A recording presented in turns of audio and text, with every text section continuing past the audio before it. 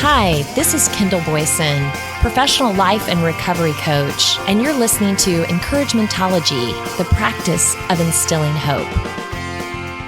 Hi there. Thanks for joining me.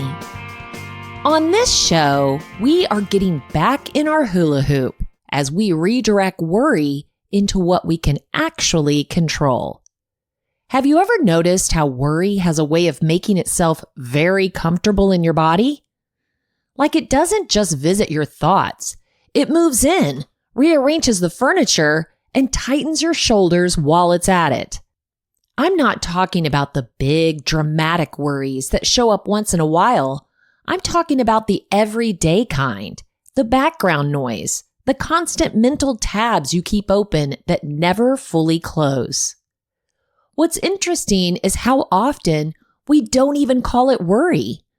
We call it being responsible, being prepared, being a good parent, partner, leader, or friend. We say things like, I'm just thinking ahead, or I just care. Meanwhile, our bodies are clenched, our minds are racing, and it feels like we're always on standby for something we can't quite name. Here's the picture that a friend gave to me. It's like standing in the middle of your own hula hoop, but spending all your energy reaching outside of it, trying to manage outcomes, predict reactions, and control situations that aren't actually yours to carry. And the more time we spend out there, the more drained we feel in here.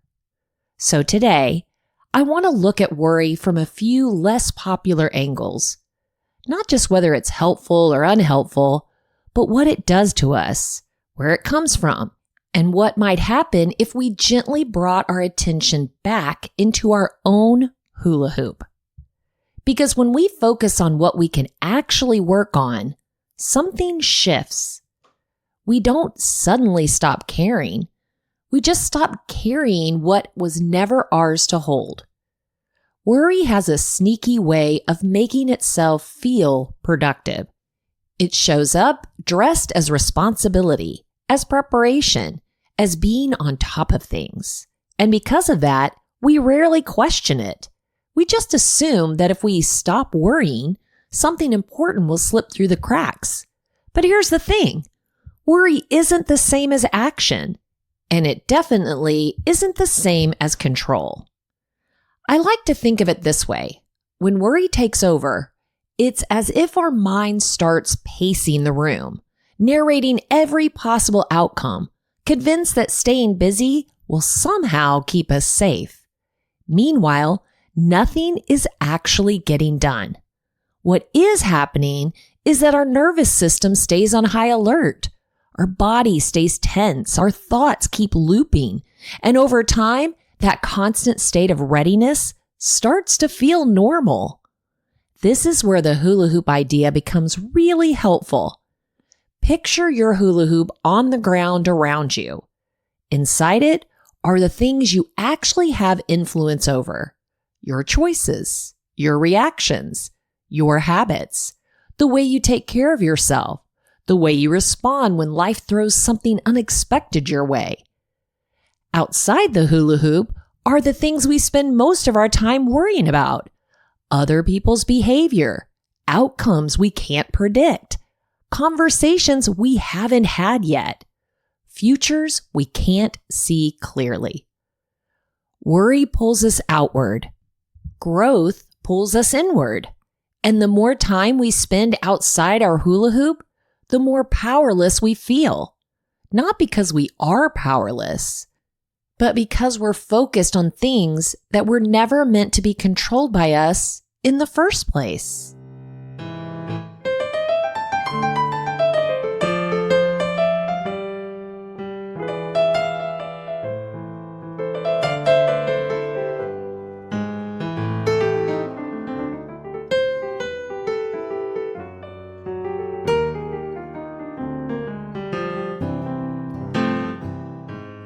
Here's the quiet shift I want to name. When you bring your attention back into your own hula hoop, you're not giving up on caring. You're simply choosing to care in a way that actually helps. You stop asking, how do I manage everything out there? And you start asking, how do I show up better in here? And that's where real change begins. One of the most helpful shifts for me has been realizing that worry isn't just something we do in our heads. It's something our bodies experience. From a neuroscience perspective, when we worry, our brain often reacts as if a threat is actually happening right now. Stress hormones rise, muscles tighten, breathing becomes shallow, and the body stays in a state of readiness. The interesting part is this: the brain doesn't always know the difference between a real danger and an imagined one. So when we replay worst-case scenarios or live in a constant state of what if, our nervous systems stay switched on. That's why worry feels so exhausting. You can be sitting perfectly still and still feel worn out by the end of the day. Another angle comes from psychology, where worry is often linked to a perceived lack of control. When we feel uncertain, our minds try to regain stability by thinking harder, planning more, scanning for risks. In other words, worry feels like action even when it isn't. That's why so many people don't recognize worry for what it is. They label it as care, responsibility, or being proactive. But there's a subtle difference. Care moves you towards something useful. Worry keeps you stuck in a loop. One author summed it up this way: worry is the misuse of imagination. Instead of imagining growth, solutions, or learning, we imagine loss, failure, and catastrophe. We let our imaginations run wild, just not in a direction that helps us. And here's the part I find most freeing. Worry doesn't mean you're weak. It doesn't mean you're negative. It often means you care deeply and don't know where to put that energy. So the issue isn't that you worry. It's where your worry is pointing. When all that mental and emotional energy is aimed outside your hula hoop, towards things you can't actually influence, it creates stress without progress. But when the same energy is redirected inward toward your own growth, resilience, and capacity, something changes. You stop feeling like the sky is always falling, and you start feeling more grounded in your ability to respond, no matter what comes. Let's make this personal for a minute. I want you to think of something you've been worrying about lately. Not the biggest thing in your life, just something that keeps popping up in your mind, even when you're trying to focus on something else. Got it? Now, without fixing it or judging it, just notice where your attention goes when you think about it. Are you mentally rehearsing conversations that haven't happened yet? Running through all the ways it could go wrong? Trying to predict how someone else might react? Here's the question I want to ask. Is this inside my hula hoop or outside of it? If you're being honest, a lot of worry lives outside the circle. It's focused on other people's choices, future outcomes, or situations that don't actually require action from you right now. Now try this. Imagine physically stepping back into your hula hoop. Just picture it. Your feet are inside the circle again. Ask yourself, what part of this is actually mine to work on today? Maybe it's how you manage your stress. Maybe it's how you communicate. Maybe it's how you prepare instead of predict. And here's the reframe that can change everything. What if worry is just energy looking for a job? Energy meant for learning, for growth, for becoming more capable, not more anxious. If that's true, then the goal isn't to eliminate worry, it's to redirect it.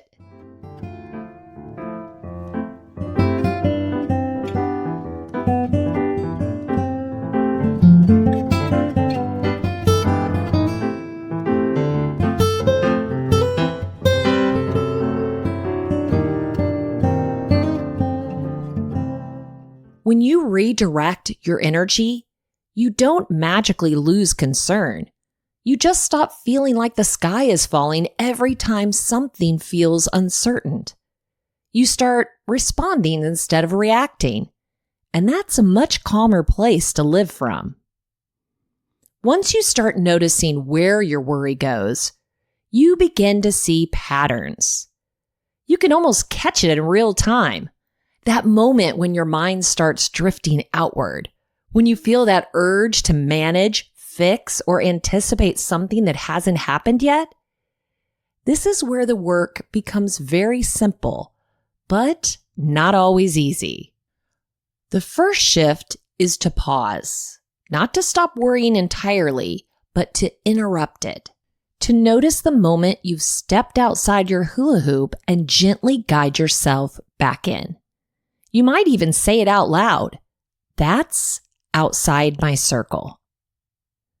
The second shift is asking a better question. Instead of, what if this goes wrong? Try asking, what's one thing I can work on right now? Not to control the outcome, but to strengthen yourself. Maybe it's calming your nervous system. Maybe it's gathering information instead of spinning. Maybe it's practicing a conversation rather than replaying it in your head. The third shift is replacing mental rehearsal with physical action. Worry lives in thought loops. Action, even small action, brings you back into your body. A walk, writing something down, cleaning one small area, doing something tangible. This will remind your brain that you're capable, not helpless. And finally, give yourself permission to name what's really underneath the worry. Sometimes it's fear of uncertainty, fear of loss, fear of not being able to handle what's coming. When you name it, it loosens its grip. It stops running the show from the background. None of this is about controlling life. It's about strengthening your ability to meet it. And the stronger you become, the less power worry holds.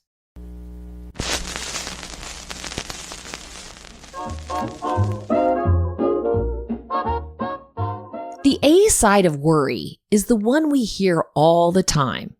Worry means you care. Worry means you're paying attention. Worry means you're being responsible. And sometimes that's true. But the B side, the one that doesn't get much airplay, tells us a different story. Sometimes worry isn't about caring more. Sometimes it's about trusting yourself less. Less to adapt, less to respond, less to handle whatever might come next. When you look at it this way, worry starts to make a little more sense. If you're not confident in your ability to deal with the unknown, your mind will try to control the future instead. It will scan, predict, and rehearse as a way of staying ahead of the pain. But that strategy comes at a cost. Because when you rely on worry to keep you safe, you never give yourself the chance to see how capable you actually are. The B side invites a different approach. Instead of trying to eliminate worry, what if you focused on building trust in yourself? Trust that you can have hard conversations. Trust that you can adapt when plans change. Trust that you can handle disappointment, uncertainty, or discomfort if it shows up. As that trust grows, worry begins to lose its urgency. Not because life becomes more predictable, but because you stop needing to predict everything in order to feel okay. Here's the quiet truth I love about this perspective. Worry isn't a warning sign that something bad is coming. It's often a reminder that you're being invited to grow stronger. Ready for this? When you invest your energy in your own development, your thinking changes. Your nervous system calms, and you start to see stress for what it is. Information, not a prophecy. The sky isn't always falling. Sometimes you're just learning how to stand more steadily underneath it.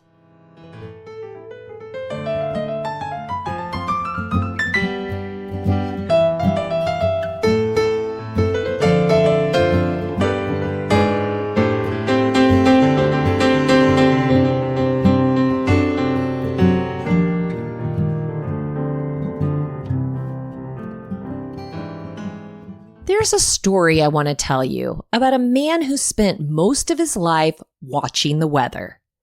Every morning, he'd step outside, look at the sky, and start preparing for a storm. If clouds gathered in the distance, he canceled his plans. If the air felt heavy, he warned everyone around him. He reinforced his roof, stocked supplies, and stayed on high alert. Years went by like this. And the interesting part is storms did come, occasionally, like they do for everyone. But most days, the storms he prepared for never arrived. What did arrive was something else. Fatigue, missed moments, a life lived braced instead of present. One day, someone asked him, "What would you have done if the storm had actually hit?" He thought for a moment and said, "I would have figured it out." And in that moment, he realized something he had never considered before. He had trusted his worry more than his ability to respond. He had spent years preparing for what might happen instead of strengthening himself for whatever did. That's often what worry does. It convinces us that constant vigilance is the same as readiness. That if we stay tense enough, alert enough, prepared enough, we'll somehow avoid discomfort. But readiness doesn't come from worrying about every possible storm. It comes from trusting that you can handle the weather when it changes. Sometimes peace doesn't come from knowing what's ahead. It comes from knowing who you are becoming. And when you believe in your ability to respond, worry no longer has to run the forecast. Before we take a moment to reflect together, I want to remind you that there's a 5-day journaling companion available for this episode if you'd like to go deeper and spend more time with this theme throughout the week. It's designed to help you gently work with worry instead of wrestling with it. For now, let's just pause. You don't need to write anything down unless you want to. Just notice what comes up as you listen. Start by bringing to mind something you've been worrying about lately. Again, not the biggest thing in your life. Just something that's been quietly taking up space in your thoughts. As you think about it, notice what happens in your body. Do your shoulders tighten? Does your breathing change? Does your mind immediately start scanning for solutions or outcomes? Now ask yourself this. What part of this situation is actually within my hula hoop? Not what you wish you could control, not what you feel responsible for. Just what is truly yours to work on. And then gently ask another question. If I redirected some of the energy I'm using to worry into my own growth, what might that look like? Would it be learning something new? Taking better care of myself? Practicing a response instead of predicting a reaction?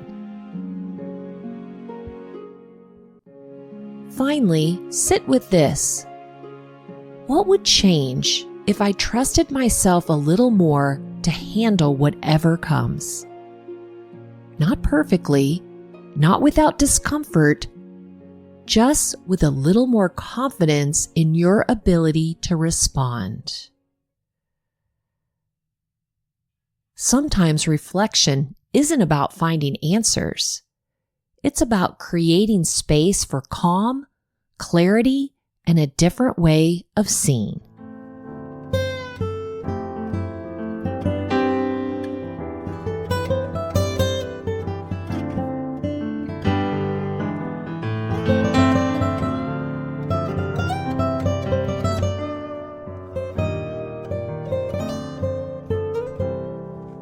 In the spirit of letting go, a daily meditation. Today, I notice how easily my mind drifts toward what I cannot control. I replay conversations, imagine outcomes, and brace myself for possibilities that have not yet arrived. When I do this, I feel the weight of carrying too much. I remind myself that peace does not come from managing the future, but from releasing my grip on it. I choose to return my attention to what is mine, my breath, my thoughts, my choices in this moment. I remember that my work is not to predict or prevent every possible challenge, but to grow strong enough to meet life as it unfolds. When I focus on my own healing and development, worry begins to soften its hold. Today, I practice letting go without disengaging. I care deeply, but I do not control. I stay present instead of vigilant. I trust that clarity will come when it's needed, and that I will be able to respond when that time comes. For now, I give myself permission to rest inside of my own hula hoop and allow life to meet me where I am. As we start to wrap this up, I want to pull a few threads together. Worry isn't just something that happens in your head. It's something your body carries. When we stay focused on things we can't control, our nervous systems stay on high alert, and over time, that becomes exhausting. Getting back into your own hula hoop doesn't mean you stop caring. It means you can care more wisely. You stop spending energy on what you can't manage and start investing it in what actually helps you grow. Worry often disguises itself as responsibility or preparation, but growth comes from action, not mental rehearsal. When you strengthen yourself instead of trying to predict the future, worry begins to lose its grip. And maybe the most important reminder of all is this: you don't need to know what's coming to trust yourself. You just need to believe that you can respond when it does. When you build that kind of trust, the sky stops feeling like it's always about to fall. You become more grounded, more present, and more capable of meeting life as it unfolds.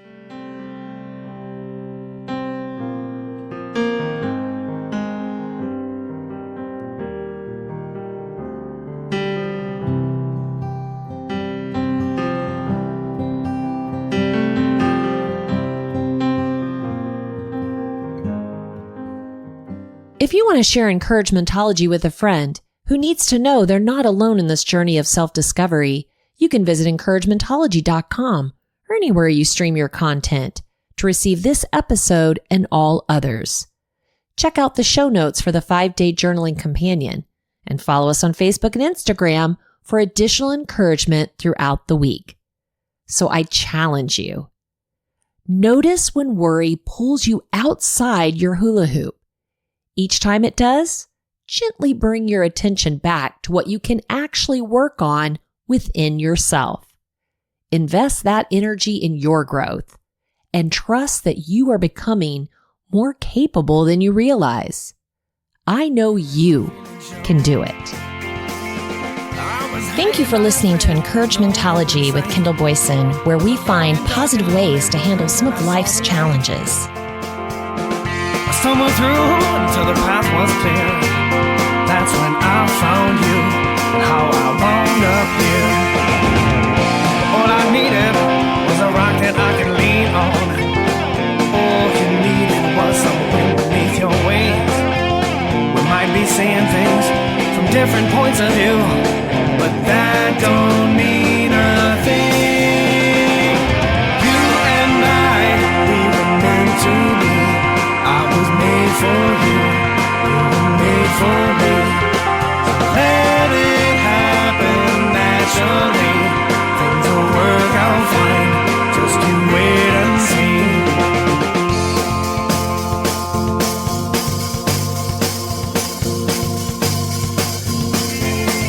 Oh, you sat across my lap one summer night. There was only one star out, but it was shining bright. So I held you in my arms with all my might. It felt good to be in love again. I didn't want that night to end. But all I needed was a little motivation. All you needed was a light to guide the way.